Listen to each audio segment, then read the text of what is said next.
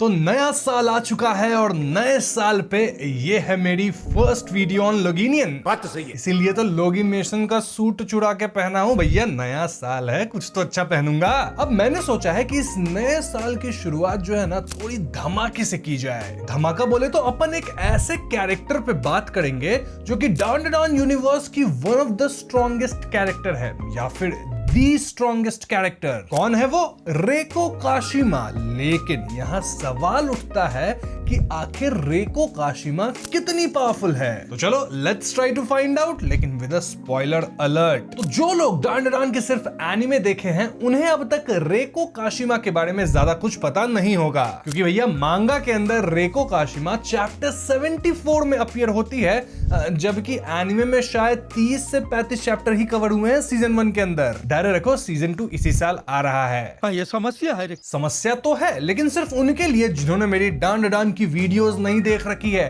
तो भैया पूरी डान प्लेलिस्ट को ही लिंक कर दूंगा डिस्क्रिप्शन और कमेंट सेक्शन दोनों में, जाके चेकआउट कर लेना। तो सेल्फ प्रमोशन के बाद हम आते हैं मुद्दे पे कि आखिर रेको काशिमा कितनी स्ट्रॉन्ग है। ये जानने के लिए हमें रेको की पावर्स को समझना होगा, साथ ही हमें ये भी सोचना होगा कि मांगा के अंदर रेको की सबसे बिगेस्ट फीट क्या है, मतलब लड़ाई में वो क्या सबसे बड़ा कर दिखाई है। तो रेको काशिमा जो कि स्लिट माउथ वुमेन के नाम से भी जानी जाती है, वो एक योकाई है। रेको पहले कामिगोए सिटी के रूइंड एरिया में रहती थी। चैप्टर 74 के अंदर मोमो और वामोला का अनजाने में रेको काशिमा से आमना सामना हो जाता है, और उस पॉइंट पे रेको हमें उतनी स्ट्रॉन्ग नहीं लगी थी। I mean, उसके मिरर वाले पावर्स काइंड ऑफ फैसिनेटिंग थे, लेकिन उस पॉइंट पे हम इस मिरर वाले पावर की लिमिट को नहीं समझ पाए थे। मोreover, मोमो यहाँ अपना दिमाग लगा के रेको के चंगुल से बच निकली, जिसके बाद रेको ठान ली कि वो मोमो से अपना बदला लेके रहेगी। सो या अगर मोमो रेको को बेवकूफ बना सकती है तो रेको उतनी तो स्ट्रॉन्ग नहीं ही होगी, राइट? रॉन्ग, क्योंकि भैया जब मैं तुम्हें रेको की ग्लास वाली पावर्स एक्सप्लेन करूंगा ना, तुम्हारा दिमाग फट जाएगा। तो रेको हमेशा अपने साथ एक मिरर को कैरी करती है, जिसे हम उसका प्राइमरी मिरर कह सकते हैं। अब रेको के रेंज में जो भी मिरर्स होंगी apart from her primary mirror, तो इन मिरर्स में से रेको अपने ओपोनेंट पे अटैक कर सकती है यूजिंग हर प्राइमरी मिरर। समझ रहे हो आप? समझ रहे हो? नो एग्जाम्पल से समझाऊं तो मानो तुम्हारे घर में एक मिरर है जो कि रेको के रेंज के अंदर है। तो रेको अपने मिरर में हाथ घुसा के घुसंड मारेगी और वो घुसंड निकलेगा तुम्हारे मिरर से और लग जाएगा तुम्हें। नाउ आई नो ये सुनने में काफी चुन्नू मुन्नू सा पावर लग रहा है, लेकिन जब मैं इस पावर की लिमिट्स आपको बताऊंगा ना, तब आपको पता चलेगा कि कितना ज्यादा ओपी है ये। देखो, रेको काशिमा की मिरर रिमोट एबिलिटी है ना अटैक करने की, इसकी सबसे बड़ी खासियत ये है कि इसकी मदद से रेको अपने ओपोनेंट से दूर से ही लड़ सकती है और उस पे सरप्राइज अटैक्स भी कर सकती है। मतलब लिटरली वो अपने हाथ मिरर के अंदर डालेगी एंड जहां भी आसपास मिरर हो वहां से रिमोटली अपने ओपोनेंट को घुसंड मार देगी। इनफैक्ट अगर उसका ओपोनेंट भागने लगे तो मिरर के शार्ड्स होते हैं ना, टुकड़े, उसमें से वो अपना हाथ निकाल के ओपोनेंट के पैर को पकड़ के वहीं पे रोक सकती है। अब जब तक रेको काशिमा का हाथ उसके प्राइमरी मिरर के अंदर है, तब तक वो एक टाइम पे मल्टीपल ग्लास पीसेस से अपने हाथ निकाल के मल्टीपल चीजें कर सकती है। तो ऑफ कोर्स इससे वो एक साथ मल्टीपल लोगों पे हमला कर सकती है और अपने ओपोनेंट्स को एक ही बार में एकदम ओवरवेल्म कर देगी। और इन हैंड्स का जो साइज होगा वो भी डिफर कर सकता है, जो कि शायद डिपेंड करता है मिरर के साइज पे, या फिर पता नहीं काशिमा अपने हिसाब से उसको मैनिपुलेट कर सकती है। तो थियरी में अगर मिरर साइज बहुत बड़ा होता है तो काशिमा का घुसंड भी उतना ही बड़ा होगा, अगर ये इस फैक्टर पे डिपेंड करता है। मतलब ये मैं अपने मन से बता के बोल रहा हूं। Now adding cherry on top, रेको का जो रेंज है मिरर्स को कंट्रोल करने का वो भी बहुत बड़ा है। मैंने कहा था ना, रेको अपने रेंज वाले मिरर से ही अटैक कर सकती है। मतलब जो मिरर रेंज के बाहर होंगे उनको वो कंट्रोल नहीं कर सकती। बट ये रेंज कितना बड़ा है, वेल ये हमें एग्जैक्टली तो नहीं बताया गया है, but I can assure you कि भैया रेंज काफी ज्यादा बड़ा है। मतलब कर इन्वेजन के दौरान रेको पृथ्वी से स्पेस के अंदर कर्स पे हमला कर दी थी। तो इससे अंदाजा लगा लो रेंज कितना बड़ा है, धरती से आसमान तक, स्काई इज द लिमिट मित्रों। इसके अलावा रेको काशिमा अपने टारगेट्स को अपने मिरर के अंदर एक पॉकेट डिमेंशन में कैद कर सकती है। अब बस उनका रिफ्लेक्शन दिखना जरूरी है। ये ऑल्टरनेट डिमेंशन एक डार्क स्पेस के रूप में होता है, जिसमें सेंटर में एक सर्कुलर पोर्टल पोर्टल होता है जो रियल वर्ल्ड में रेको काशिमा के मिरर के दूसरे साइड का काम करता है। अब यहाँ भी रेको अनलिमिटेड प्रिजनर्स को रख सकती है। अब रेको काशिमा की मिरर के अंदर जो इनप्रिजनमेंट होती है ना, उसकी सबसे बड़ी खासियत ये है कि बाहर से इन प्रिजनर्स को कोई छुड़ा नहीं सकता, क्योंकि सिर्फ रेको काशिमा के पास उन टारगेट्स को रिलीज करने की अथॉरिटी है। इनफैक्ट अगर कोई कोशिश करता है छुड़ाने का तो उसकी रिफ्लेक्शन भी मिरर में दिख सकती है, तो काशिमा उसको भी अपने मिरर के जाल में फंसा लेगी मित्रों। अब मिरर के अंदर पहुंचने के बाद रेको काशिमा अपने प्रिजनर्स के साथ जो चाहे वो कर सकती है। इनफैक्ट ये एबिलिटी इतनी पावरफुल है कि 1 सेकंड के अंदर रेको काशिमा पूरी की पूरी आर्मी को कैद कर सकती है। इसके लिए काशिमा को बस अपने मिरर से आर्मी का छोटा सा पार्ट ही रिफ्लेक्ट करना होगा, पूरा नहीं, छोटा सा पार्ट,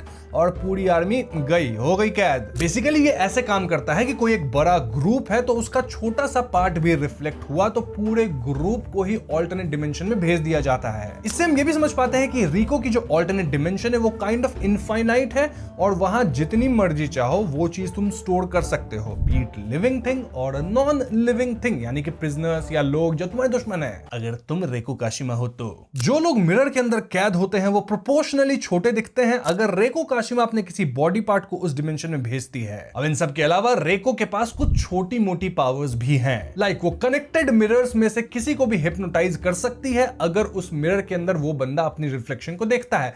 मतलब अगर मेरा मिरर कनेक्टेड है और मस्त सुबह मैं बाल झाड़ने गया तो हो जाऊंगा मैं हिप्नोटाइज, अगर रेको चाहिए तो। देन रेको किसी की भी आवाज को कॉपी करके निकाल सकती है, देन अपने टारगेट्स के इमोशंस को रीड कर सकती है और अपने मिरर से स्पाई वगैरह भी कर सकती है किसी के ऊपर, वगैरह वगैरह बहुत सारे चीज है जो कि वो अपने मिरर से कर सकती है। अब ये सब तो थियोरेटिकल बातें हो गई, लेकिन प्रैक्टिकली रेको ऐसा क्या की है जिसकी वजह से लोग उसे स्ट्रॉन्गेस्ट बोलते हैं? वेल, चैप्टर 100 के अंदर कर इन्वेजन शुरू होता है इन द डांडान यूनिवर्स और वहां पे अपने जितने भी सारे हीरोज है ना वो कर से काइंड ऑफ हार जाते हैं, मतलब अच्छा खासा टक्कर देते हैं, कुछ एक्सो सूट्स वालों को हराते भी हैं, लेकिन एंड में इनकी हालत पतली हो गई थी क्योंकि कर का लिटरली इन्वेजन हो रहा था, पूरी आर्मी ही आ रही थी। तो हाँ, यहाँ सब हार गए, बीट ओकारून, मोमो, आयरा, किंता, जीजी, फ्रेंडली सर्पो, रोकुरू, मैंटिस वगैरह वगैरह। बट देन एंट्री होती है रेको काशिमा की, जो कि आई तो थी मोमो से बदला लेने, लेकिन कर इन्वेजन के कारण जो बॉम्ब वगैरह ड्रॉप हो रहा था उससे काइंड ऑफ उसका पास्ट ट्रिगर होता है। प्लस मोमो हार के अपने घुटनों पे थी तो उसकी फीलिंग्स को भी वो काइंड ऑफ रीड करती है। ऐसे में रेको को आया गुस्सा और भैया स्पेस के अंदर जो ग्लास के टुकड़े थे ना, रेको उनसे कनेक्ट कर जाती है, that too in empty space, जो कि अपना ही एक डायमेंशन है। और कहां से कनेक्ट कर रही है? टोक्यो से। और फिर वहां रेको अपना जाइंट सा हेड दिखाती है, फिर जाइंट सा हैंड इधर से आईना में डालती है, उधर से निकालती है और पूरे कर के बैटलशिप को ही खत्म कर देती है। लिटरली रेको एक चैप्टर के अंदर कर का पूरा बैंड बजा दी, जिससे हमारे हीरोज 10 चैप्टर से लड़ रहे थे और कुछ कर नहीं पा रहे थे। सो यू सी, रेको काशिमा का जो ये छोटा सा मिरर एबिलिटी है वो कितना मोटा सा बन जाता है और उससे वो क्या कुछ कर सकती है, and that is why she is the strongest. बात तो सही है। इस सब के अलावा मोमो की जो हॉट दादी है वो भी क्लियरली बोली थी कि वो रेको को नहीं हरा सकती हैं। देन वामोला का एक्सोसूट, जो कि स्ट्रॉन्गेस्ट एक्सोसूट माना जाता है, प्रोड्यूस्ड बाय बिग मामा, उसे पहन के भी जब वामोला रेको से लड़ी थी तो रेको उसको आराम से पलटा दी थी, एज इफ हम लोग कोई पत्ता पलटा रहे हो। So yes, Reiko Kashima is the strongest और one of the strongest character in Dandan universe, लेकिन उसके पावर की कुछ लिमिटेशंस भी हैं। फर्स्ट, कि अगर रेको की आप प्राइमरी मिरर को चुरा लेते हो तो रेको अपने पावर्स का इस्तेमाल नहीं कर पाएगी। अब रेको का प्राइमरी मिरर चुरा पाना ही बहुत डिफिकल्ट काम है, बट मोमो ऐसा कर पाई थी। देन सेकंड लिमिटेशन इज कि रेको की पावर मिरर के थ्रू ही काम करती है, तो अगर एक ऐसा ऑल्टरनेट डिमेंशन बनाया जाए जहां पे कोई मिरर ना हो, कोई रिफ्लेक्शन ना हो, तो वहां रेको बहुत ज्यादा वीक हो जाएगी। नाउ फाइनल काउंटर फॉर रेको इज द वर्ड पोमेड, लेकिन ऐसा करना मत, पोमेड बोलना मत रेको के सामने। मजाक नहीं कर रहा, अगर आप 10 बार लगातार पोमेड बोल देते हो तो रेको उस मोमेंट के लिए चली जाएगी, टेम्पररली, क्योंकि तुम्हें वो वापस खोज के तुम्हें मारने आएगी और इस बार तुम्हें 100 बार पोमेड बोलना होगा, वो भी लगातार। और फिर भी तुम बोल गए तो फिर 1000 बार बोलना होगा लगातार, and so on, 10,000, 1 lakh, 10 lakh, समझ रहे हो? It's not possible, not a good thing. Basically logic ये है कि जब आप पोमेड शब्द का इस्तेमाल करते हो योकाई के अगेंस्ट, तो पहली बार 10 बार में काम हो जाएगा, लेकिन धीरे धीरे इस वर्ड की इफेक्टिवनेस कम होती जाती है एंड देन शायद 10 से मल्टीप्लाई करो या स्क्वायर करते चलो, आई डोंट नो, मेरे को लगता है मल्टीप्लाई। तो हाँ, हम कह सकते हैं कि पोमेड एक वन टाइम टेम्पररी सोल्यूशन है रेको से दूर भाग जाने का, बट वो आएगी पीछे। तो हाँ, यही थी ऑल द डिटेल्स अबाउट रेको काशिमा। और अब आप बताना कि आपको क्या लगता है, क्या रेको वापस में डान डान यूनिवर्स की स्ट्रॉन्गेस्ट कैरेक्टर है, या फिर काउंट सेंट जर्मेन के पास कुछ और भी पावर्स हैं जो कि अब तक वो छिपा रहा है? जो भी हो, आपको अंदाजा तो लग ही गया होगा अब कि रेको कितनी पावरफुल हो सकती है। वैसे इस वीडियो के अंदर आप कर इन्वेजन शब्द बार बार सुने होंगे, एंड दैट्स बिकॉज कि मैं कर इन्वेजन को लेके एक पूरी वीडियो प्लान कर रहा हूं, जहां मैं सुमेरियंस पे बात करूंगा, उनकी हिस्ट्री बताऊंगा, उनका हमारे अर्थ से क्या कनेक्शन है वो बताऊंगा, देन कर इन्वेजन कैसे उनके कारण ही शुरू हुआ और इन्वेजन कैसे रुका, मतलब खत्म तो काशिमा की, बट स्टिल सब कुछ बताऊंगा। तो अगर आपको ये वाली वीडियो चाहिए तो कमेंट करके बता देना कि हाँ भैया मुझे वीडियो चाहिए। और हाँ, उस वीडियो के लिए एक टारगेट मैं दे रहा हूं कि इस वीडियो पे 10K लाइक्स मेरे को चाहिए, तभी आएगी वो वाली वीडियो। और हाँ, क्योंकि न्यू ईयर आ गया है तो हैप्पी न्यू ईयर आप सभी को। और कमेंट्स में आप लोग बताना कि इस नए साल में मुझे कौन कौन से मांगास को कवर करना चाहिए अपने चैनल पे। आपके सजेशंस पे ही चलने वाला हूं और इस साल चैनल पे बहुत बवाल होने वाला है, तो अगर इस सारे बवाल को मिस नहीं करना चाहते तो सब्सक्राइब कर दो चैनल को। I'll see you guys in the next one. Peace out.